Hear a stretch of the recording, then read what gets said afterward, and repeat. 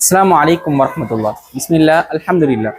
அன்பார்ந்த அல்லாஹ்வின் நல்லடியார்களே, நபிகள் நாயகம் ஸல்லல்லாஹு அலைஹி வஸல்லம் அவர்கள் சொன்னார்கள், லா தஜஸ்ஸஸு, நீங்கள் பிறரை துருவி துருவி ஆராயாதீர்கள் என்பதாக கூறினார்கள்.